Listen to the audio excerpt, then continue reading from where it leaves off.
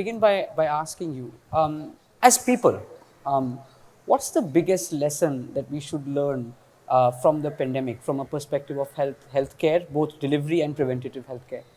Well, there are so many different lessons we can learn, what we can do on an individual level, I think. But what I'm working on is a global pandemic treaty. And I think a lot of change makers here can play their role by voicing their concerns, to countries. When you saw bans on restrictions on raw materials and vaccines, reaching poorer nations, we had to speak up to balance that inequality. So the pandemic treaty that we're working on will address those issues. It'll address also, vaccine certificates. A lot of you couldn't travel. So God forbid this ever happens again. There'll be so many things that we can do and learn from so that we don't repeat the same mistakes we did. And all of us should unite together, at a country level. And of course, whatever we can do at an individual level to voice those concerns to our respective governments for action. Absolutely. But, as you said, as a result of the pandemic, we've also seen a lot of investment in healthcare and health tech. But what I want to ask you is how can we balance that between profit and purpose? Obviously, the healthcare is an industry where, the balance can be dangerous sometimes. So what are your thoughts on balancing the profit and purpose in this specific sector? So, with so many entrepreneurs here and future business leaders, it's always important to sustain and make a profit, but it's always got to be reasonable. Striking that balance is what's important. There's been a lot of talk about what is the right amount of profit. Today, investors, want you to just chase growth, blindly chase growth without even any sight on making a profit. So I think I would advise that whatever you do, you should be profitable in 2 or 3 years. If you can't do it, then your business model or something's wrong. But if you do make a profit, you've got to keep, the humanitarian angle in mind, especially in the healthcare space, not to take an advantage of the situation. Take, for example, what we did. Pfizer, Moderna were charging $20 for a vaccine. We've made it available for 200 rupees to everyone over here. So there's still, scope for profit, but not profiteering. I think that's the balance we need to strike in this space. But more philosophically speaking, and so we have, we have young entrepreneurs here. You're raising capital in various sectors, edtech, healthcare tech, and so on. And then there's this whole new world of VC funding where you want 10x exits in 2 years, whereas a business like yours probably took decades to be built. How do you tell those young entrepreneurs to really cap their hunger and not want their BMWs in 2 years? So I think that's a very good point. You have to be patient. If you chase growth, as I said, you're not going to make profits in the early days. Yeah. So just striking that balance really is the way to do it.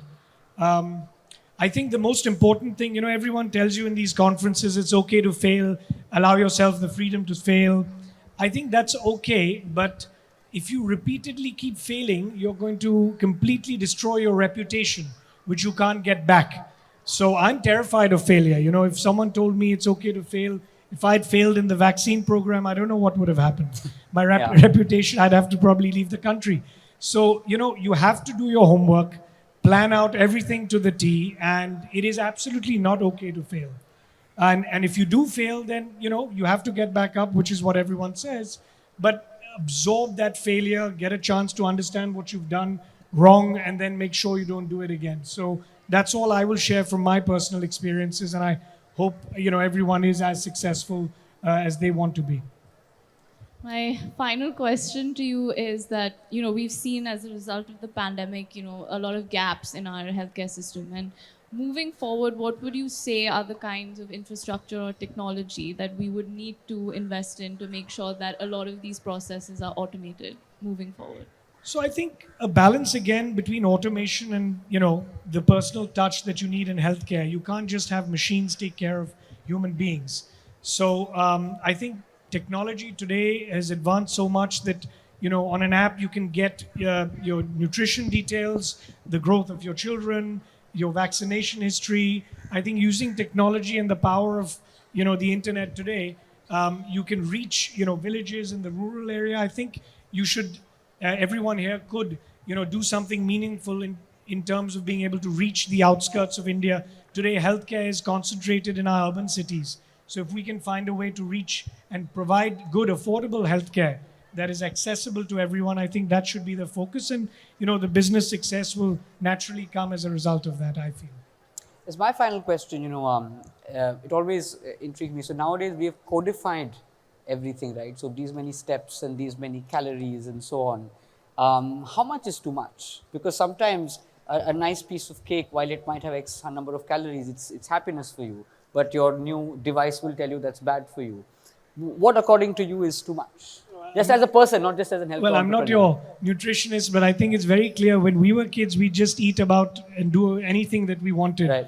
And we're still here today. Of course, the argument is that your good quality of health, as you grow older, is what will make the difference in what you're talking about. But I think, again, a decent balance can be managed. There are a lot of products out here today that will push sales and concepts onto you. I think it's your individual decision where you decide, where you want to end up in that. And, we all want to be personally fit and healthy. And I think it's a personal choice. Any message for the anti-vaxxers? No, I think all the anti-vaxxers that were there have converted already for the most part. I think the right answer is you read up on the information, don't go by media reports. Talk to the healthcare professionals before you make up your mind.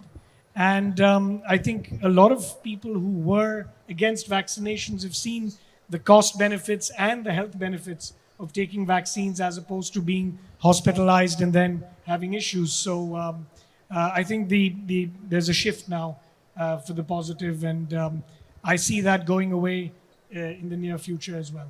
Thank you so much. And thank you again, Mr. Poonawalla, for saving the world. Thank you so much. And we look forward to having you again. Thank you so much. Thank you.